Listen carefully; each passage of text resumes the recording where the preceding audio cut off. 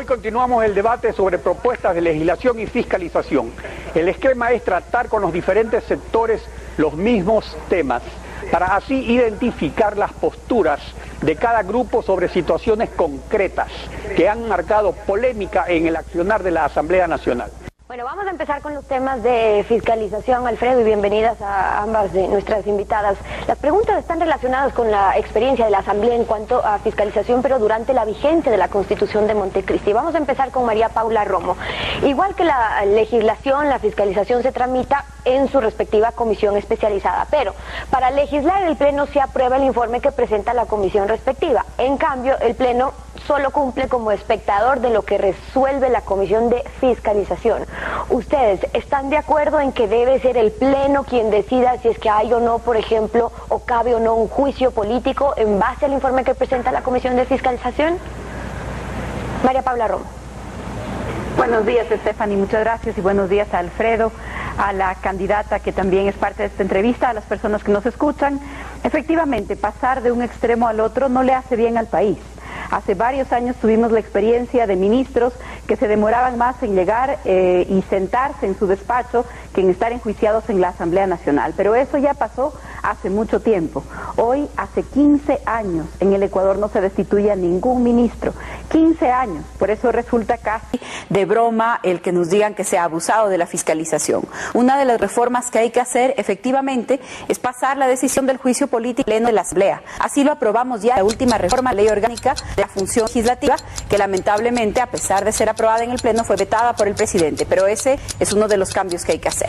Olga Aucar, ¿qué dice usted sobre eso? Muchísimas gracias, muy buenos días con todos. Definitivamente nosotros, parte de la bancada de Sociedad Patriótica, siempre he venido fiscalizando.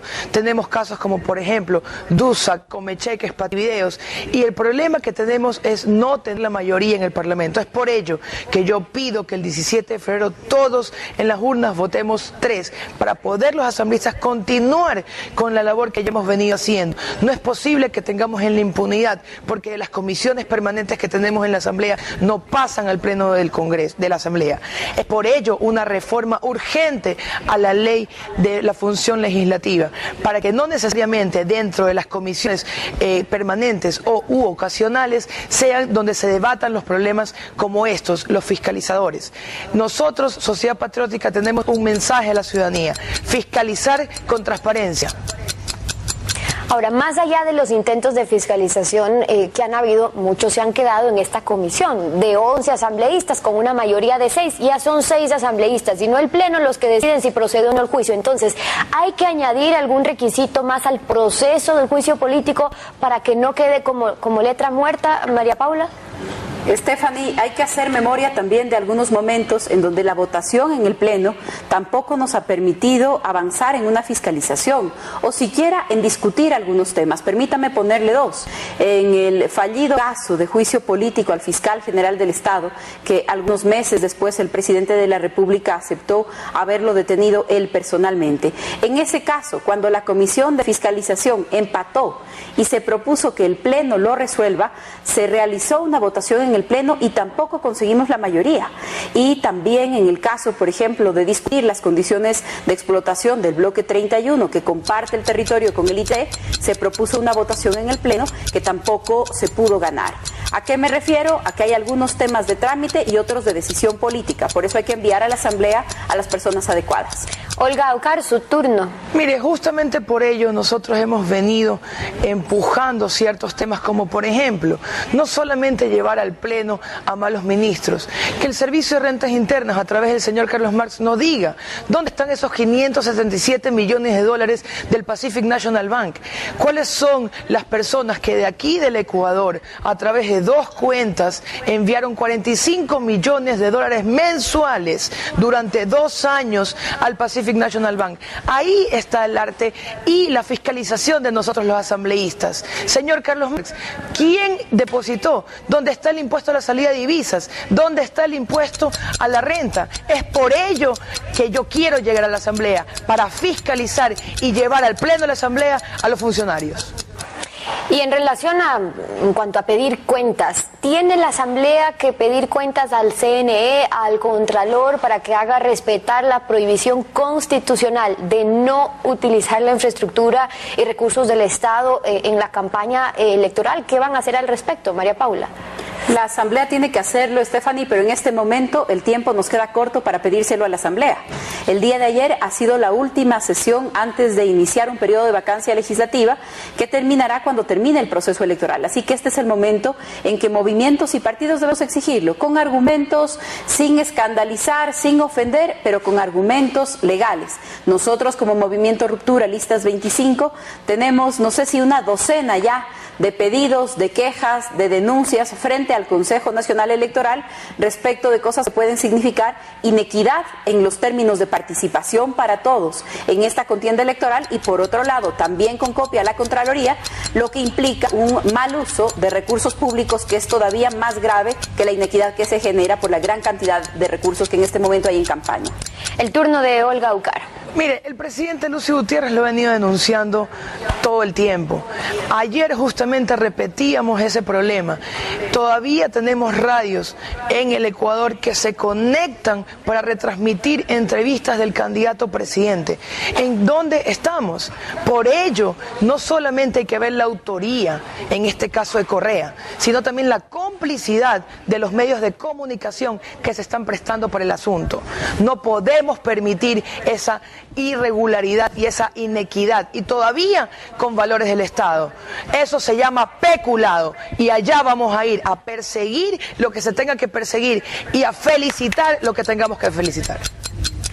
Bueno, y haciendo algo de memoria y sin irnos tan lejos, apenas en las elecciones del 2009, ya los observadores internacionales dejaron constancia de que el gobierno nacional y que los gobiernos autónomos también no respetaron la veda publicitaria en todos los niveles del gobierno.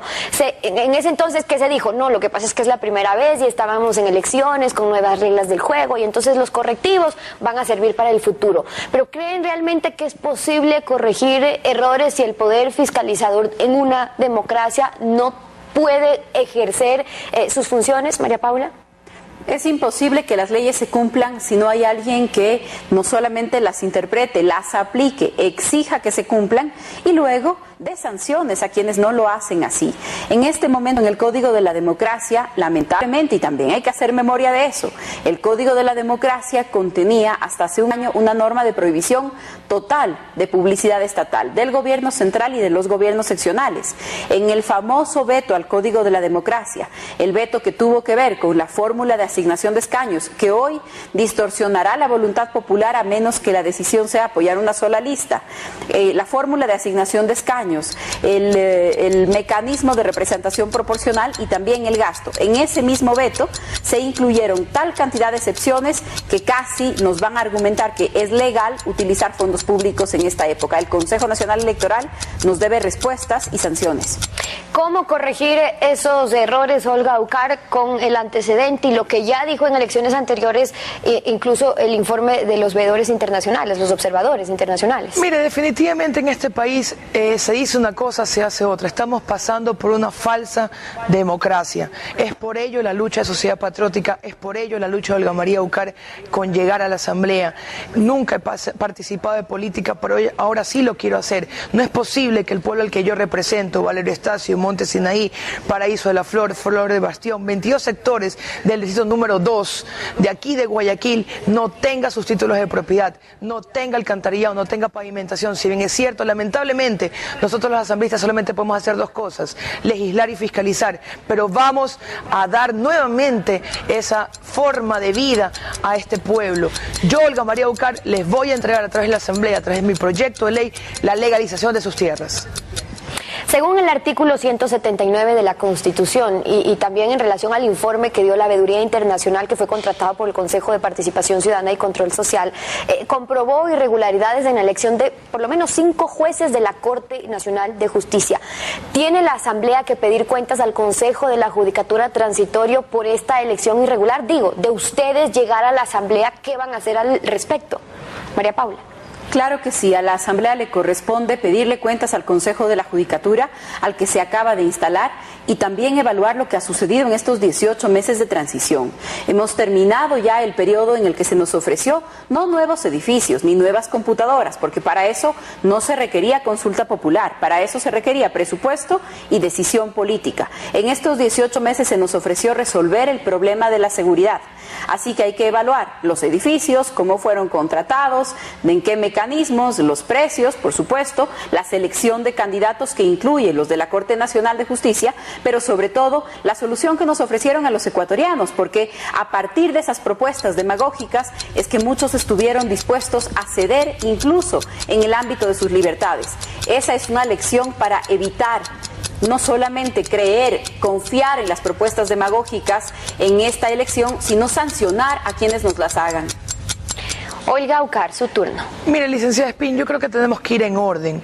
Primero vamos preguntándole al señor fiscal de la Nación qué pasó con el tema DUSAC, qué pasó con el tema Pativideos, Narcovalija, Comecheques, Vialmesa, Gran Hermano, la casa en Bélgica. Vamos en orden, vamos llamando al fiscal general de la Nación, vamos llamando al contralor Polit. ¿Qué es lo que ha hecho? ¿Dónde están las sanciones al peculado, al mayor delito cometido en este país? Nunca antes se había visto tanta pobreza en nuestro pueblo ecuatoriano. Es por ello que vamos a llegar a la Asamblea este 17 de febrero. Es por ello que las propuestas de Sociedad Patriótica están tocando la puerta a todo el pueblo ecuatoriano y sensibilizando su corazón. Ahora, el que haya que investigar en los casos que menciona la candidata asambleísta no es excluyente de lo que haya que hacer con el Consejo de la Judicatura. Y entonces, hay quienes han dicho, ya son hechos consumados, los otros dicen, bueno, es que el otro también sería meterle la mano en la justicia para rectificar una elección que fue irregular.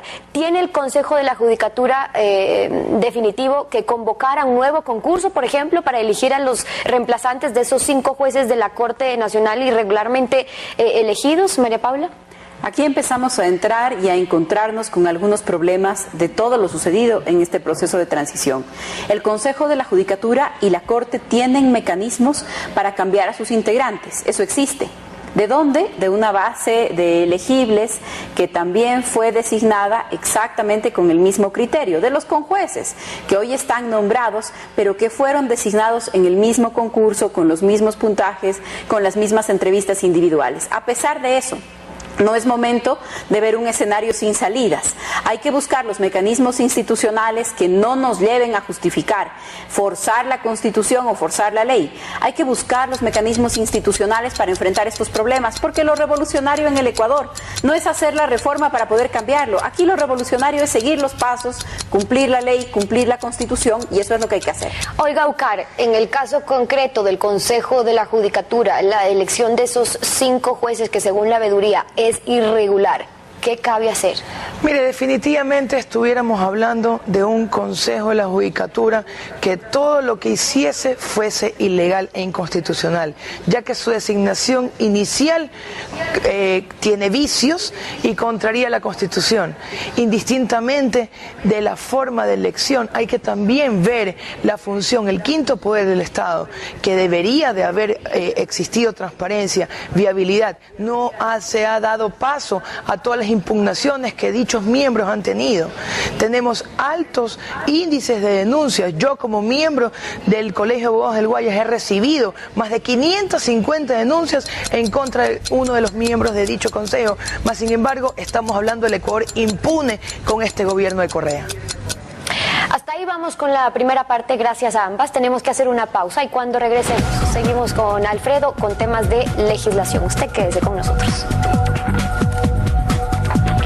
Las graciosas concesiones publicitarias del Consejo Nacional Electoral al candidato presidente han hecho que los demás aspirantes compitan promocionalmente en tremenda desventaja. Lo dice Patricia Estupiñán en la revista Vistazo, que ya está en circulación.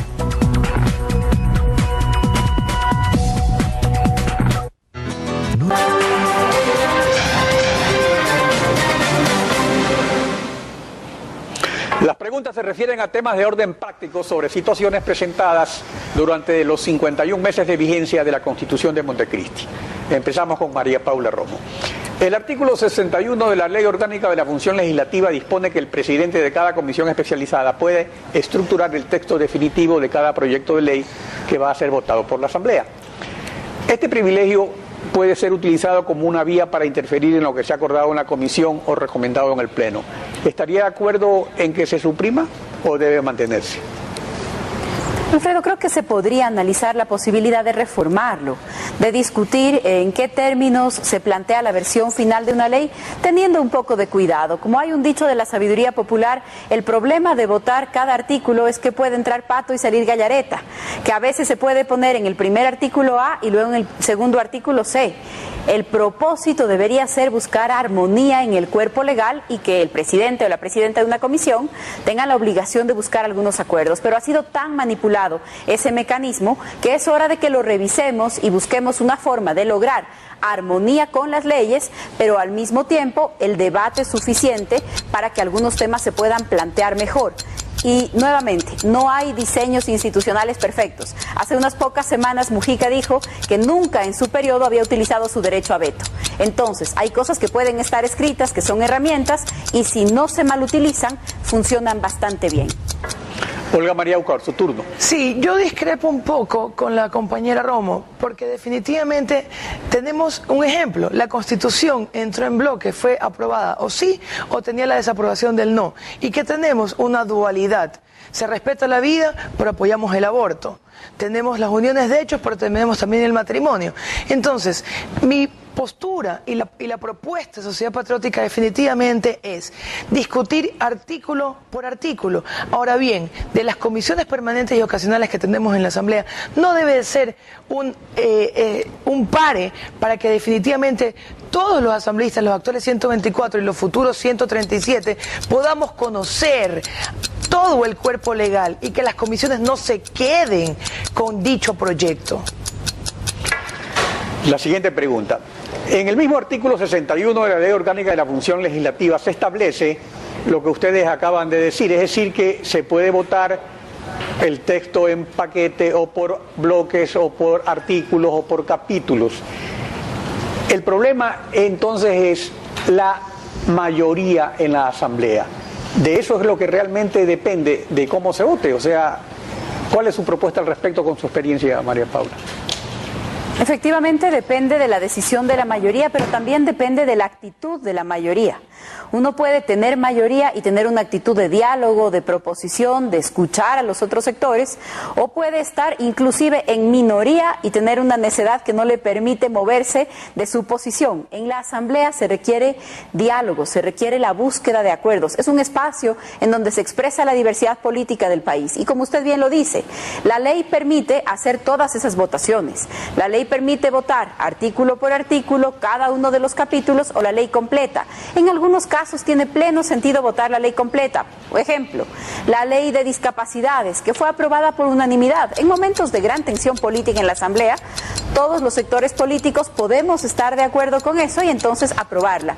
Otras leyes que tienen mayor conflicto deberían ser votadas artículo por artículo para permitir además transparentar la posición de cada uno de nosotros.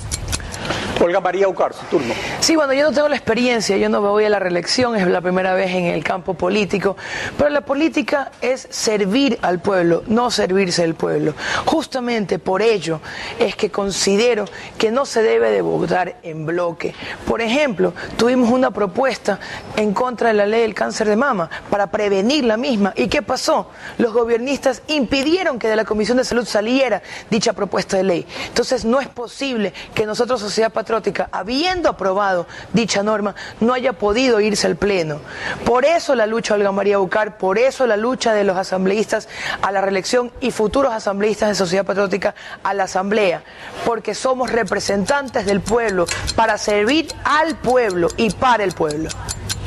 El artículo 138 de la Constitución reproduce el artículo 153 de la Constitución de 1998, que fue tan repudiada, y establece mayoría de 2/3 para que la Asamblea pueda rechazar un veto parcial modificatorio del presidente de la República, pero establece que para allanarse al veto solo se requiere la mayoría simple de los asistentes a la sesión.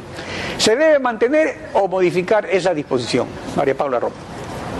Hay que revisar esa disposición, pero regreso al ejemplo de hace 2 preguntas.